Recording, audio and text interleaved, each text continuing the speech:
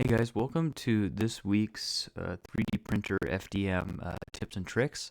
So in this tips and tricks, I'm going to talk about a very basic addition that can drastically increase your dependability of your printer, your success rate, the uptime of your printer, uh, minimize failures, etc., and minimize downtime, of course, is to have a very simple, is to keep your filament clean. So, for example, myself, I print in the garage, right? In that garage, sometimes I do metal work, sometimes I do woodwork, sometimes, the doors are open, dirt falls on the filament. So, what happens is the outside surface of the filament will get kind of caked up, right? It will get caked up with, whether it's particulate from wood or metal shavings or just dust or cobwebs or other particulate from printing. So, for example, if some of these printers, they have filament spools inside the printer, and sometimes the little string will come off the printer and will fall down in there, and it could get sucked into your extruder, right? And if it makes its way down into the hot end, it could cause a clog, especially if you have something that is not a thermoplastic, so basically it won't melt, or it is a higher melting temperature than what you are running, right? And so one of the simplest things to have is something like this, which is it's just like a little wire clamp, and then it presses this foam in here, and it has this little plastic tab that compresses the foam down. And you'll be amazed if you put this guy, so basically you feed the filament through this piece of foam, right? And then it goes up and into your printer. And then once it goes into your extruder, it'll stop, right? It'll stop and then continue inside the printer. So you can have this continue inside into the extruder. The filament will continue into the extruder and then down into the hot end. So for example, all my printers now are Bowdens, right? So this would be next to the Bowden extruder, right?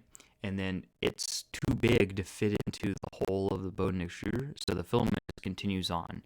And then this will wipe all the hair, all the dust, all the metal shavings, all the wood shavings and things like that, all the like MDF particulate and things like that, as well as just dust from just existing and having it be in the garage and stuff falling down on it from high places, from a breeze coming in or a breeze blowing something in through the door.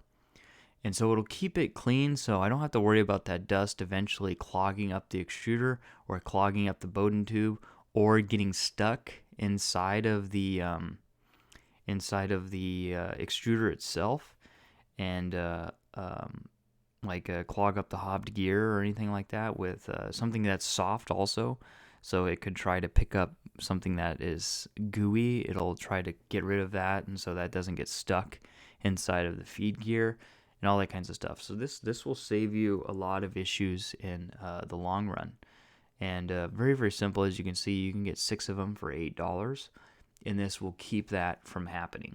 Now, the more extreme way of going is you could have like a dry box or even just a regular containment box, and then you put in clean filament and the filament stays clean, right? So that's similar to, I have an old Stratasys machine, and their filament was designed to come in this cassette and never leave the cassette its entire life until it's empty. And then you throw the cassette out and you buy a new cassette, right?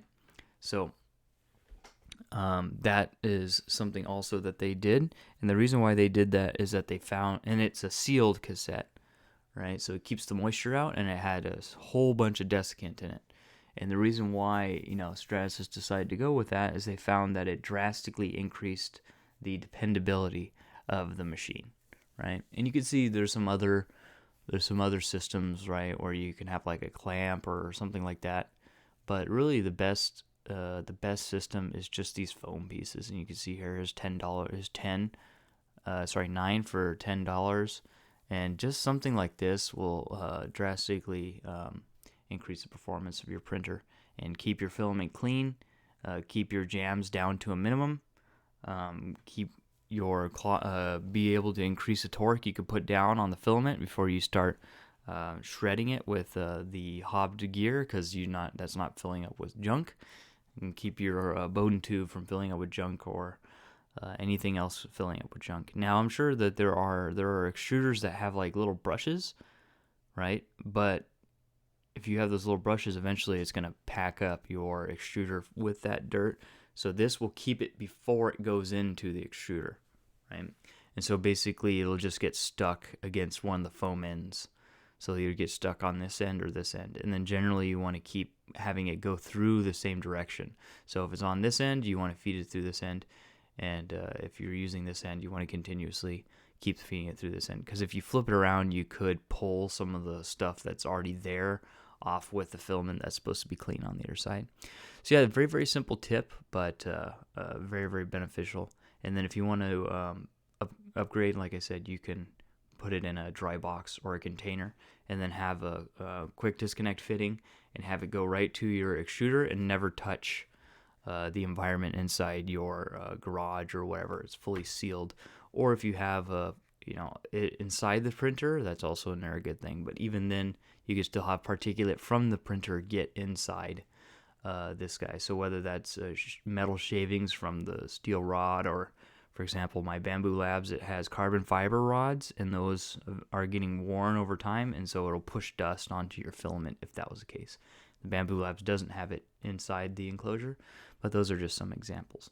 All right, so that was a quick tip for FDM 3D printing.